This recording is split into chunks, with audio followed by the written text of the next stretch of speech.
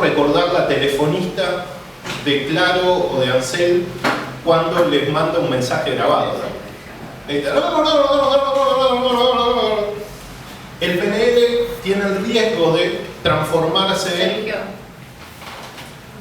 Sergio, eso es atención personalizada. Sí, se lo merece. El PNL le podemos hacer la crítica de que tiene de origen un formato en el que está basado en la estructura, ¿sí? De lo que voy a decir, de lo que quiero comunicar, del objetivo que quiero tener. Es muy formal. ¿Qué se fue dando paralelamente a la programación neurolingüística, pero desde otro origen? ¿Sí? Un concepto que se llama asertividad. El concepto de asertividad proviene de la lingüística y de la filosofía. Tiene otra estructura, y la estructura no es tan formal. Tiene mucho más que ver con la estructura de las ideas que de la organización de lo que voy a decir y de la forma en sí. La asertividad les va a plantear la utilización de otras herramientas, ¿sí? No necesariamente el tono, la forma y la frecuencia o otras herramientas que utiliza el PNL, ¿verdad? O sea, nosotros cuando planteamos en el ámbito comercial, empresarial, cómo tenemos que comunicar correctamente, decimos, tenemos que comunicar en el tono adecuado. Algo que está fuera de tono probablemente le haga ruido a nuestro interlocutor y lo saque del foco de atención hacia nosotros. Entonces, comunicar fuera de tono probablemente sea un problema. No estemos comunicando efectivamente. Lo que queremos que le llegue al otro no lo va a llegar por más que lo digamos. Es verdad, nosotros decimos las palabras correctas, pero las dijimos fuera de tono. Hay muchas expresiones que podemos verlas en la vida doméstica, en casa, ¿sí? Nosotros podemos decir a uno de los chiquilines chicos, me paré, le dije, pará, ¿sí? Eso es un mensaje muy claro.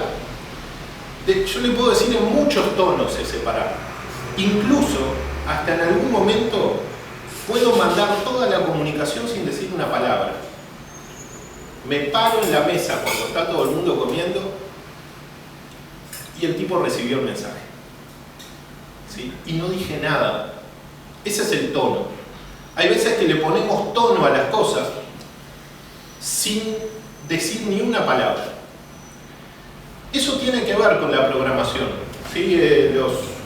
Provienen de la estructura más norteamericana de la comunicación, en la que todo está estudiado y porcentualizado y todo es números. Entonces, lo que te van a decir es a una telefonista,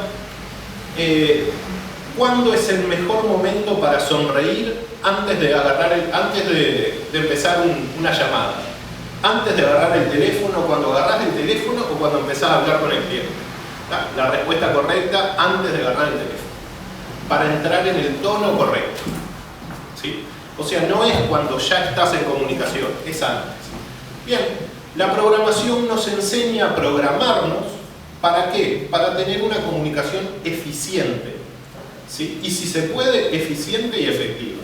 En el tono adecuado, voy a contar una anécdota particular.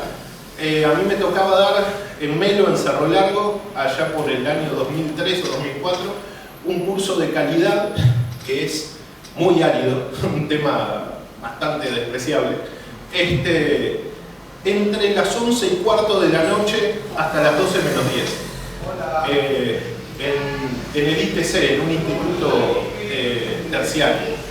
Y todos los alumnos eran gente que laburaba, que arrancaban algunos a las 6 de la mañana, a las 5 en el frigorífico Cool. En otros lugares estábamos haciendo una tecnicatura de desarrollo local. Y a mí me tocaba dar calidad entre las 11:15 de la noche y las 12 menos 10.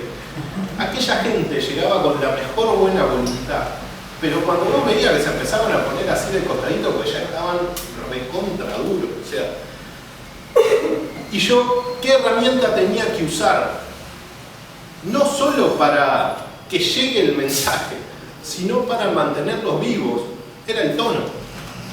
Yo ahí me di cuenta, hace unos cuantos años, que para mí el tono era el indicador, el resorte que los iba levantando. Si yo dejaba que decayera el tono, que debe haber pasado más de una vez, escuchar un discurso o hablar con una persona que habla todo siempre en el mismo tono, y no varía ni para arriba ni para abajo, y ya a los 30, 40 segundos ya estás pensando en los temas de casa, en el azúcar, en la yerba y en el yogur que te pidieron cuando vuelves.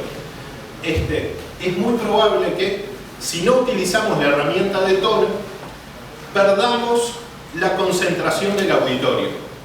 En el PNL tradicional, tono es un elemento importante. Forma, que son las palabras, lo que voy a decir, ¿sí?, es otro elemento importante. Y frecuencia, que quiere decir, a ver, qué ritmo le pongo a la conversación, también es importante. Si recordamos la etapa del liceo, seguro te vas a acordar de algún profesor, alguna profesora que te dormía, ¿sí?, que utilizaba una frecuencia muy larga para sus expresiones, ¿sí? La frecuencia larga, el tono no atendido, por más que digas lo que viniste a decir, no va a ser una comunicación eficiente. No le va a quedar a las personas que están del otro lado lo que vos querés que le quede. Y si ustedes están acá, es porque son comunicadores. Porque en los grupos donde trabajan, tienen que comunicar cosas. Y es muy importante que las comuniquen con eficiencia.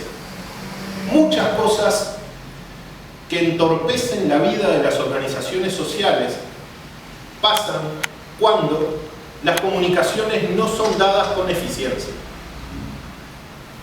Si piensan un segundito, en el mes pasado seguro tuvieron un par de entredichos con más de uno que le dijo: ah, yo no lo entendí de esa manera, o yo no lo llegué a entender, ¿sí?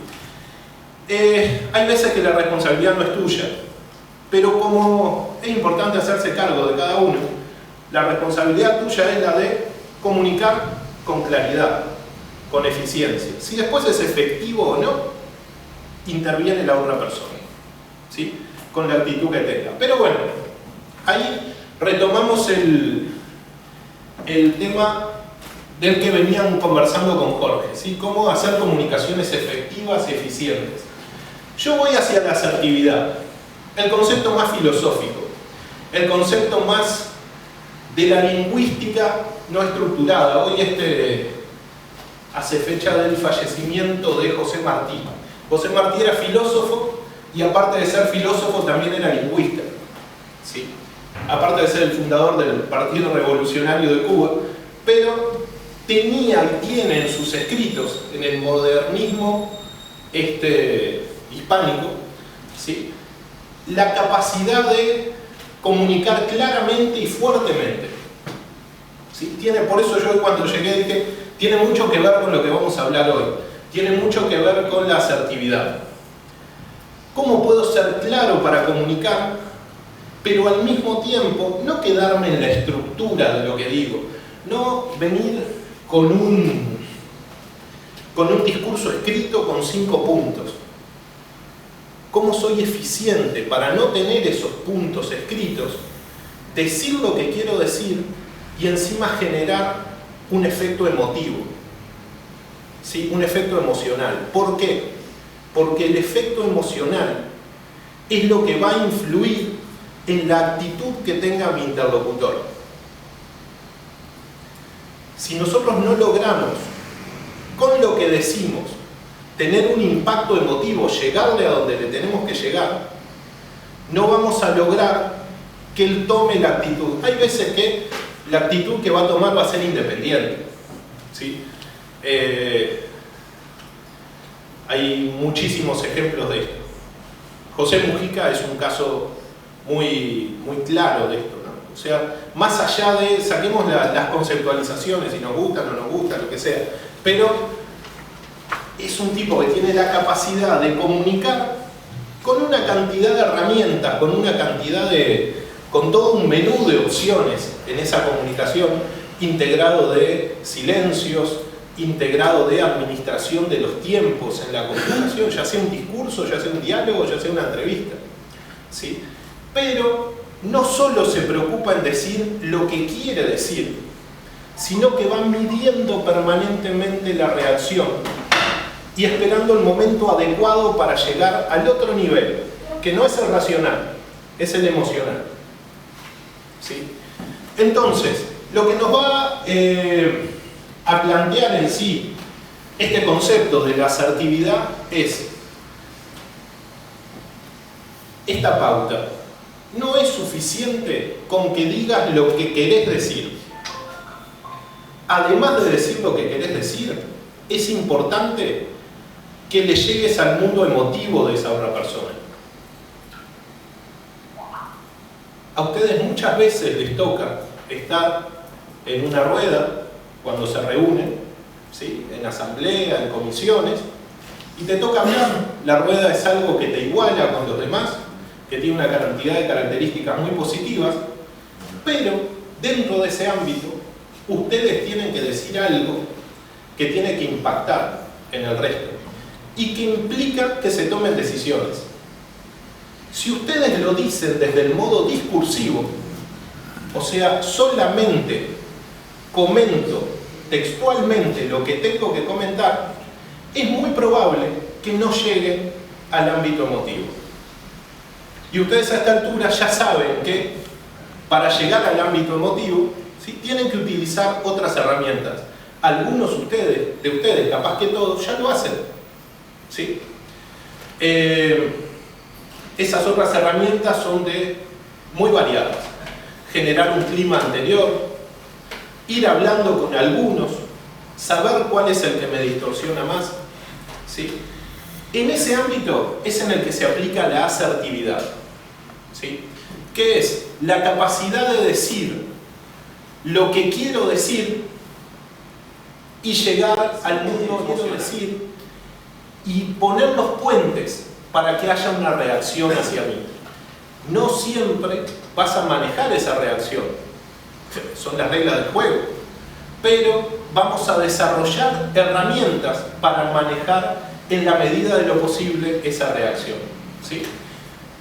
Jorge, consulta, para retomar de... ahí está, hecho, gracias. Ya fue respondida tu consulta. Un cambio. Sí, los tipos tienen su pantalón rojo, es inequívoco. Yo sé que los días que vienen con el pantalón rojo está... No, está bárbaro, está bárbaro. Lo he avisado antes. Sí, lo hacemos cambiar en la entrada. Ahí está, era la idea. ¿Por qué quería retomar esto? Esto ustedes ya lo vieron, ¿no? La percepción condicionada de Covey. La percepción condicionada de Covey lo que quiere...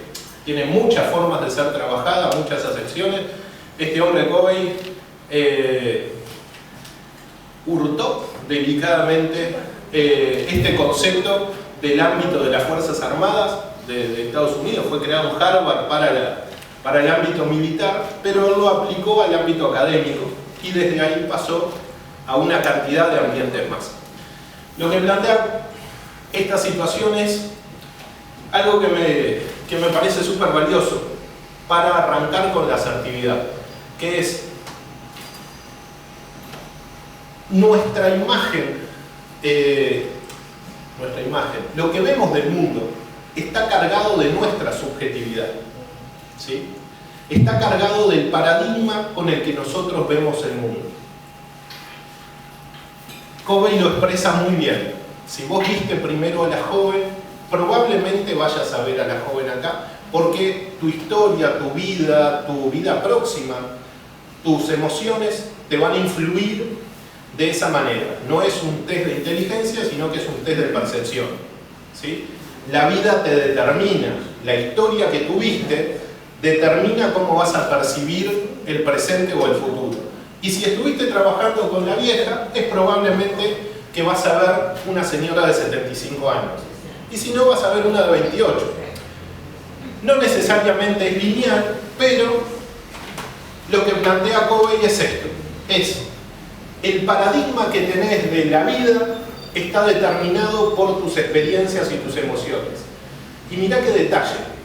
no está determinado por lo que te dijeron, está determinado por lo que sentiste o te hicieron sentir. Entonces nosotros, para ser comunicadores eficientes, ¿sí?, en los grupos, y acá viene lo interesante de la asertividad, no imponiéndome por sobre los demás, ni rebajándome por debajo de los demás, la asertividad me va a dar un paquete de herramientas que me van a permitir comunicar eficientemente, ¿sí? Por eso se le llama la comunicación digna. No es ni por arriba ni por abajo, ¿sí? Pero yo no solo te digo lo que te quiero decir, aparte te lo hago sentir. Los comunicadores eficientes, los tipos o las mujeres que tienen la capacidad de dar esos discursos potentes, ¿sí?, en los de los premios Oscar, para no volver siempre sobre los mismos, ¿no? Pero, ¿cómo se llama la actriz esa que dio el discurso? Ahí está, Meryl Streep. Exactamente. Si a mí me preguntás, no la conozco. Me parece una actriz buena, pero capaz que tiene terrible vacío en la cabeza, pero le hizo sentir cosas a la gente. Y su comunicación fue muy eficiente. Hizo temblar el mapa de un país. Entonces, yo lo que digo es... Claro, porque lo dijo en un contexto determinado. Exactamente. Porque digo, capaz que si no existiera Trump, ese discurso... No. Exacto, bien de bien, ahí está. Eso quiere decir que utilizamos las herramientas adecuadas del contexto, del entorno, del mirar, ¿sí? Lo que hablábamos de decir, no tiene sentido venir a dar un discurso con puntos rígidos y decir qué capo que soy, dije todo lo que quería decir. Tengo que ir viendo cómo son las reacciones que tengo enfrente. Si las reacciones son de que estamos en otra total, yo no llego ni al segundo ni al tercer punto. Tengo que detenerme y reconcentrar el grupo, sí o sí. Y ustedes tienen que desarrollar las habilidades para hacer eso. Y seguramente ya lo hacen de manera espontánea. Se apoyan en el conocimiento del grupo. Esto yo ya lo conozco, aquello ya lo conozco, esto viene, y este es muy cuadrado y viene lineal. Genial, el conocimiento del grupo te da herramientas. Como esta señora Meryl Streep, el conocimiento del contexto que había le dio herramientas para manejarse bien. Pero ¿qué es lo importante? Te voy a interrumpir. Sí. ¿Me dejas mostrar algo? Sí, cómo no. Estamos todos con ese tema, yo por lo menos debe prestarte atención. Estamos con el tema de la vieja y la joven. La otra vez, pero es verdad, no sabes, voy a explicar la joven, que es la que veo yo. Es la única que veo cuando arranca esa imagen. Después la veo la esta otra. es la cara de la joven. Claro, como que está mirando para el costado. Sí, le ven la nariz. Ahí viene el ojo. Y allá está la nariz. Es así. Después le un camafeo. Tiene un collar de... Claro, está mirando para el costado. Y la vieja es la boca y el la chica. La comunicación había quedado cortada en el mapa. Por supuesto, está bárbaro. Mirá, mi amor, esta es el ojo de la joven, y acá sigue la joven. ¿Qué ojo? Y que está Ahí mirando está para... no, ahí están las pestañas y la nariz. Bueno, por eso, la pestaña. de la nariz, la Ojo, ¿y dónde están las pestañas? Está mirando para Debe ser atrás. las pestañas. Ya, por eso, ¿de dónde están? Confirmaron el poder de un paradigma. ¿Qué es un paradigma? Es un mapa. Eso que ustedes están viendo ahí es un paradigma, es un mapa. ¿El mapa para qué nos sirve? Para llegar hasta algún lugar, ¿sí? En nuestra vida nosotros componemos nuestros paradigmas mentales, ¿sí? En parte racionales y en parte emocionales. Y así vamos a donde queremos llegar. Esto es un paradigma, pero hay un ejemplo muy clásico de esto, no sé si lo nombraste vos. El paradigma es la vida te marcó con algo. Durante algunos segundos, algunos miraron y vieron a la vieja, otros ven a la joven y te cuesta un montón aceptar que hay otra opción igual de verdadera. ¿Sí? Sí. A mí me pasó, yo ya la había visto esta imagen hace muchos años, Sí. y solo veía a la vieja y ahora solo veo a la joven. Mirá. Yo solo veo las jóvenes. No consigo interpretar bien. Bien. Esto no... Covey lo que plantea es un test de percepción y su único objetivo es decir, nuestra vida nos condiciona en lo que vemos y cómo vemos el presente y el futuro. ¿Sí? El ejemplo más clásico de trabajar con esto es decir, bueno, esto es el mapa de Roma. ¿Sí? Porque vos llegaste a Roma y querés conocer, y querés ir a dar una vuelta y conocer algunos lugares. Pero la imprenta se equivocó, ¿tá? Y le puso el nombre Roma al mapa de Madrid. Y vos con ese mapa estás tratando de conocer la ciudad, pero nunca llegás al lugar donde querés llegar. Entonces, ¿qué te cuestiona? Te cuestiona si es un problema de voluntad o un problema de actitud. Y decís, voy a empeñarme más, porque si le pongo más pila, capaz que llego a donde quiero llegar, pero tenés el mapa equivocado. Y es un tema de actitud, le voy a poner toda la actitud, ¿sí? Y tampoco llegás al lugar donde querés llegar, porque tenés el mapa equivocado. El tema de los paradigmas es fundamental, y por eso arrancamos con esta imagen. Un paradigma en comunicación tiene que ver con la programación neurolingüística, tiene que ver con comunicar con una forma más estudiada, ¿sí? Más clara lo que quiero comunicar. Tengo que tener ordenadas las ideas para llegar allá. Bueno, lo que vamos a ver ahora, ¿tiene que ser acá adentro? Bien, es la asertividad. La asertividad, por definición, es afirmar y expresar los propios derechos y aspiraciones. Eso es ser asertivo. Ser asertivo es decir lo que quiero decir y no otra cosa. Comunicar lo que quiero comunicar y no otra cosa. ¿Por qué las personas asertivas son más eficientes comunicadores? Porque son creíbles. ¿Sí? Gandhi, ¿alguna vez hay algún video compaginado con fotos y hay video de Gandhi hablando? ¿Sí? Pero era muy contundente mostrándose con sus actitudes, era muy creíble. La asertividad tiene que ver con esto, afirmar y expresar los propios derechos y aspiraciones, ¿sí? Haciendo una afirmación verbal, pero con una conducta racional. Haciendo una afirmación verbal, pero con una conducta racional. Yo tengo que decir lo que quiero, sí o sí lo tengo que decir, ¿sí? Pero la conducta que tengo acompaña muy bien lo que estoy diciendo. Y si yo voy desarrollando las habilidades alrededor de la asertividad, encima tengo que aprender a leer las reacciones del auditorio que tengo e ir ajustando mi comunicación de acuerdo a esas reacciones.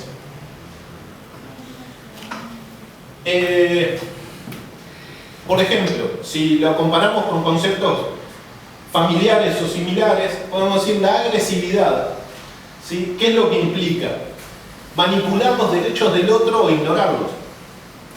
Ahí yo soy agresivo, no soy asertivo, ¿sí? Yo soy agresivo, ¿por qué? Porque grito más alto, grito más fuerte, impongo la fuerza, impongo el poder de veto de una idea. ¿Sí? Entonces, ¿qué pasó? No genero comunicación asertiva. Realmente no estoy afirmando el derecho. ¿Sí? Lo que estoy haciendo es imponiéndome sobre otra situación. O la otra postura, en vez de la agresiva, ¿sí? La postura inhibida. Es decir, me quedo por debajo, no opino, no esto, no lo otro, no nada. No participo, no estoy uno a uno.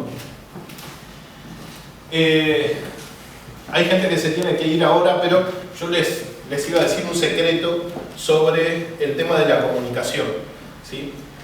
Es un secreto para mí muy importante y que concentra todo el tema de la comunicación, ¿sí? Es tan importante. Vos te tenés que ir a las 11. Bueno, es muy importante para mí, le quiero dar esa importancia.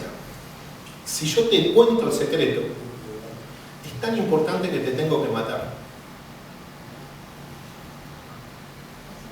No querés. Entonces no. La importancia de no lo iba a hacer ahora, lo anticipé. No, lo anticipé ahora porque si hay alguien que se tenga que ir, es la forma en la que nosotros decimos algo. ¿Sí? Yo te digo algo y te digo, ahora vamos a ir viendo herramientas de asertividad. ¿Sí? Una de ellas es, a ver, vamos a verlo ya mismo. Vamos ya. Autorrevelación. Ahí está. La autorrevelación es una de las herramientas. Me estoy autorrevelando, estoy diciéndote, para mí lo que te voy a decir es muy importante. Le doy un valor, lo hago crecer, me autorrevelo, me desnudo. ¿Sí? Qué grosería. Frente a vos, en el grupo donde vos estás comunicando. Te digo, para mí lo que te tengo que comunicar es muy importante. Yo lo llevé a un extremo, ¿sí?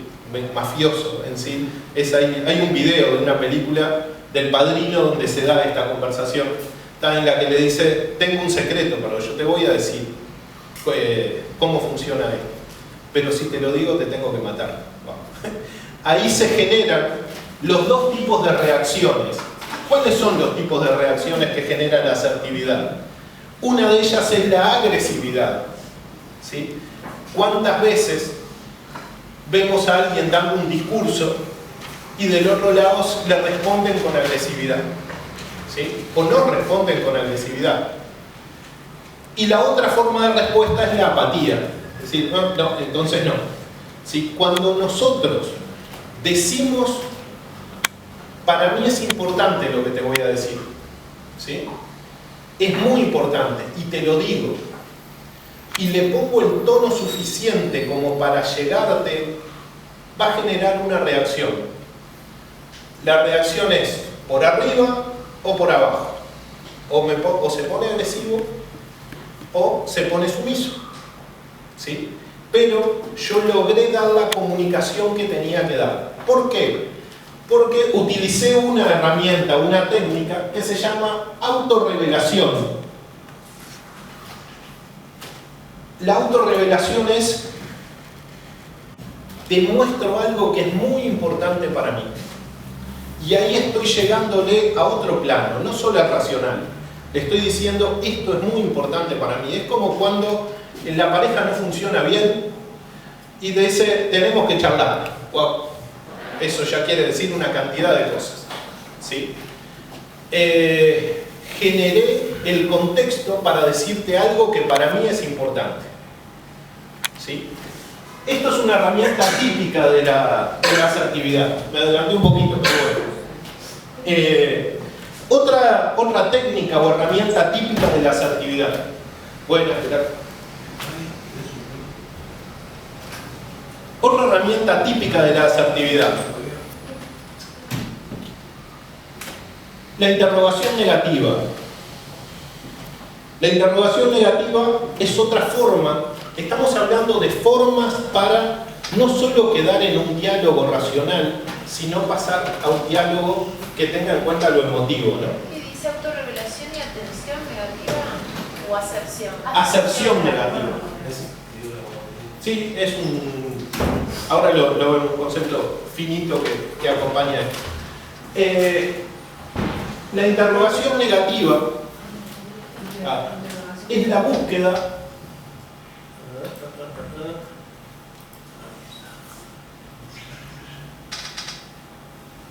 Jorge, ¿cómo vuelvo con este? Vuelvo. Te agradezco. Quería volver.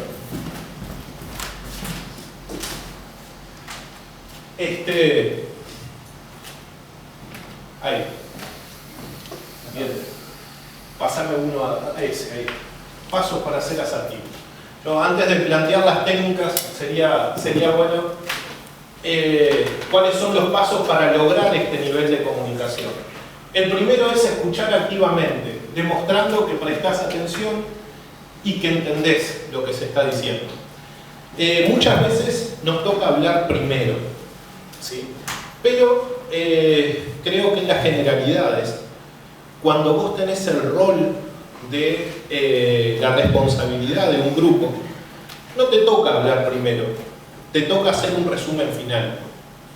Es muy importante para lograr asertividad con los grupos que cuando otras personas están hablando o están informando las cosas que tienen que informar, vos tengas una actitud de escucha activa. La escucha activa requiere unos elementos mínimos, que es el contacto visual, la postura física. El escuchar activamente no es solo estar en el mismo recinto, ¿sí? Si vos no generaste esa base, es muy probable que no puedas pasar al escalón de la misma manera, ¿sí? Van a estar en otra. Entonces, la postura activa es una herramienta que tenemos que utilizar si queremos llegarle al mundo de las emociones de las otras personas. Ellos necesitan que vos estés activo cuando estás escuchando. No es que estés haciendo otras cosas, sino que tengas una escucha activa. Segundo, decir lo que piensas. Yo arranqué de esa manera y lo hice a propósito hoy, ¿sí? Yo sabía que podíamos tomarnos 5 minutos más, pero elegí el romper el momento y el decir lo que pensaba. Eso es fundamental. ¿Para qué? Para generar credibilidad. Uno es creíble en la medida que dice lo que opina con respeto, ¿sí? De la forma adecuada, pero genera credibilidad. Si los que están alrededor tuyo y tenés que comunicarte efectivamente con ellos, para ellos no sos creíble, tenés un problema muy serio. Así tengas los votos necesarios para que te hayan puesto en ese lugar, ¿sí? Lo que te va a dar la capacidad de comunicarle eficientemente, efectivamente a ese grupo de personas, es que vos sos creíble para ellos. ¿Y por qué sos creíble? Porque decís lo que pensás, ¿sí? No necesariamente quiere decir que seas un descolgado. ¿Vieron? En los grupos siempre hay un descolgado que dice algo totalmente descolgado, ¿tá? Y después te dice, yo soy así, yo digo lo que pienso. Es una genialidad. No, saludos, hasta luego, no te queremos acá, ¿sí? Eso está de más. Adelante. Pero el hecho de que vos digas lo que tenés que decir y lo digas de una manera auténtica, te da credibilidad frente a ese grupo, te permite ser asertivo. Decir lo que deseas que suceda sin vacilar ni insistir. Ahí está. Esto es el otro elemento anterior, antes de ver las técnicas de la asertividad, es para que vos puedas influir en las emociones del grupo, los tenés que llevar al futuro. Puede ser muy lindo que hables de la historia, de lo que pasó, de tus antecedentes, de lo que te trajo hasta acá, de cómo te conocen todos. Genial. La historia no los va a convencer de tomar actitudes o acciones. Lo que los va a convencer de tomar actitudes o acciones es el futuro al que vos los vas a llevar. Si no los llevas al futuro, no te van a seguir. Hay una frase típica, sí.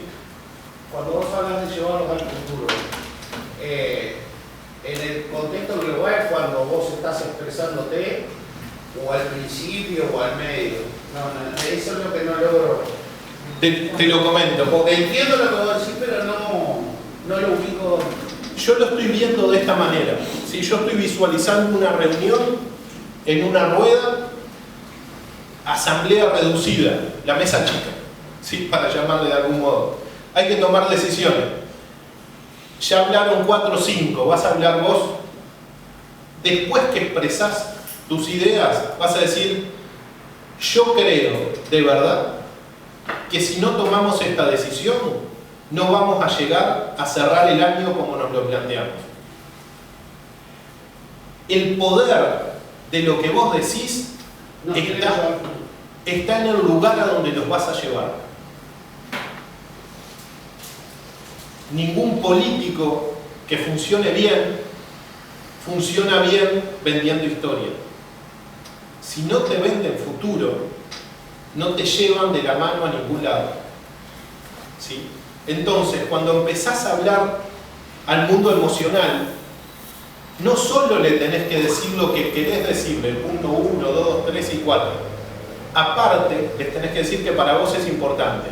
Pero aparte de eso, basado en tu credibilidad, les vas a decir: al lugar donde queremos ir todos juntos, vamos a llegar si tomamos este tipo de decisiones. Y vos lo que vas a hacer ahí es como un moño. ¿Sí?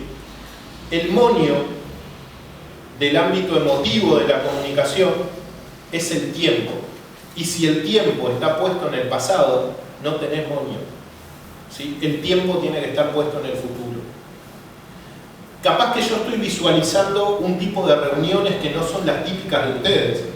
¿Sí? Capaz que ahí le erré yo en la conceptualización. ¿Sí? Pero me da la impresión de que en la mayoría de los casos lo que buscamos son herramientas, no solo para manejar las reuniones, porque yo he vivido en asambleas de todo tipo, y conozco las reglas de la asamblea, la forma de la asamblea, pero hay ámbitos que tienen moderadores claros, hay ámbitos que no tienen moderadores claros, hay ámbitos que son más estructurados y otros menos estructurados.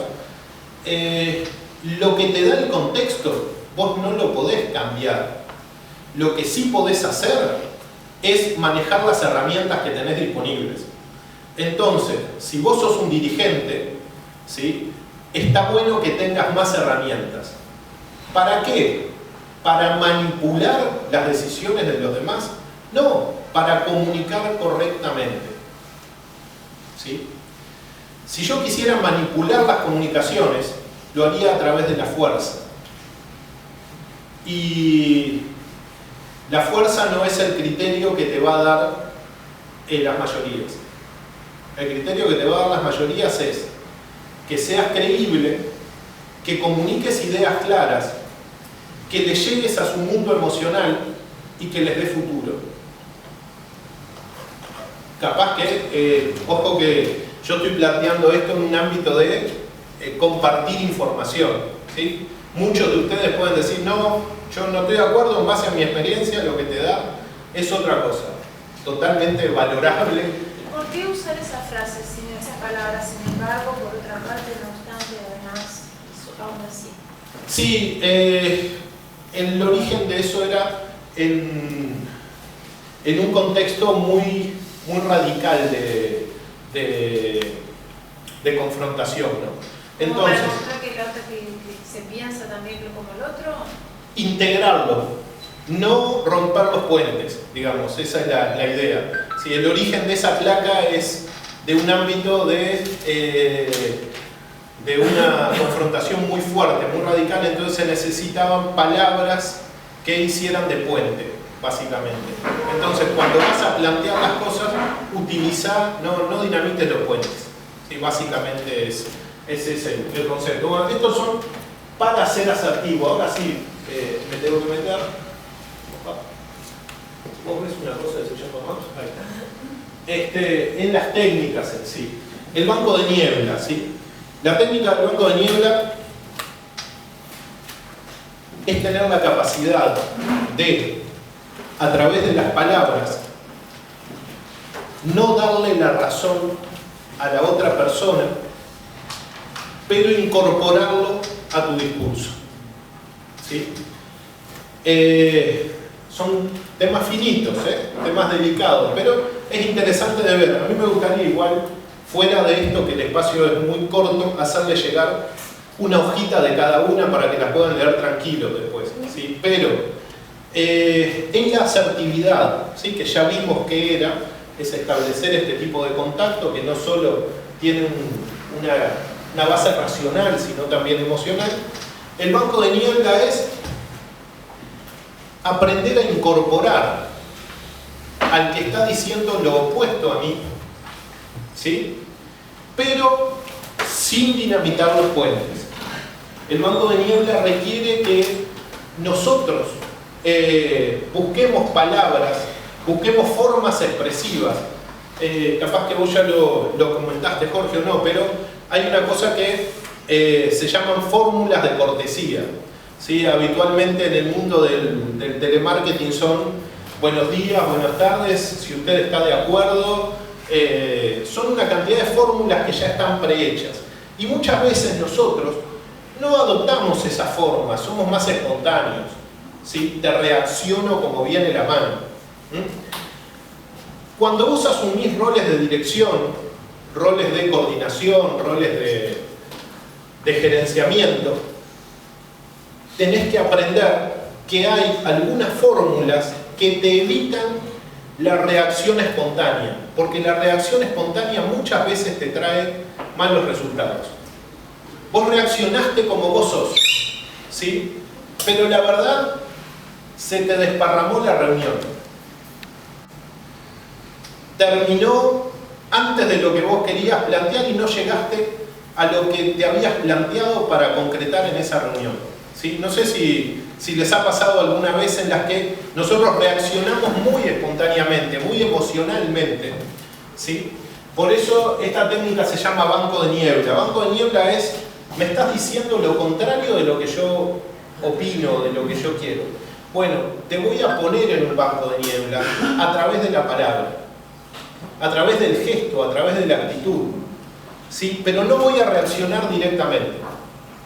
Lo que implica el banco de niebla es no ser reactivo, ¿sí? Te dejo a la vista de todo el mundo, pero yo sigo con lo mío y en realidad estás en la niebla. ¿Cómo te pongo en la niebla? ¿Sí? Haciendo un reconocimiento de lo que decís. Está bueno el aporte del compañero, ¿sí? Está bueno el aporte del compañero. Te dejé ahí. Te cerré con esa frase y en realidad no te valoré. No te puse en un lugar importante. Dije, está bueno el aporte del compañero. Seguís con lo que vos tenés que decir. Pero te puse en un lugar de niebla, ¿sí? O sea, no te incorporé al futuro de lo que vamos a decidir. Eso es una fórmula, ¿sí? Esa es la que se me ocurrió a mí. El está bueno, el aporte del compañero es terrible, es demoledor. Sí, no te dije que no, pero tampoco te dije que sí. Exactamente. Te dejo en ese ¿por qué? Sí. Claro, no debatir con esa persona. La habilidad de llevar, es en la discusión interpersonal, es muy probable que se te vaya la reunión para ahí. Incluso se te va tu cabeza y tus emociones metidos en esa pelea. ¿Tá? Y perdiste el control del grupo. Y perdiste el control de la idea. Entonces el banco de niebla es un recurso asertivo. ¿Por qué? Porque te va a permitir comunicar lo que querés comunicar, llegarle a las emociones y seguir con lo que vos tenías previsto que querías hacer. Pero si te metís en la disputa interpersonal, probablemente perdés el hilo. Eso tiene que ver con la maduración de los dirigentes, ¿verdad? En sus roles. Y con una cantidad de batallas perdidas. Porque después con el tiempo pensás, decir, la verdad, tantas veces me enrosqué a discutir cosas que en realidad me hicieron perder 2 meses, 3 meses, 5 reuniones, 2 litros de café y 200 termos de mate. Y en realidad no iban a ningún lado. Tiene que ver con la maduración personal, el desde dónde uno plantea las situaciones, ¿no? El disco rayado. Es muy interesante y está muy analizado también. El disco rayado... A mí el disco rayado me aburre. El disco rayado te aburre, es verdad, está bueno.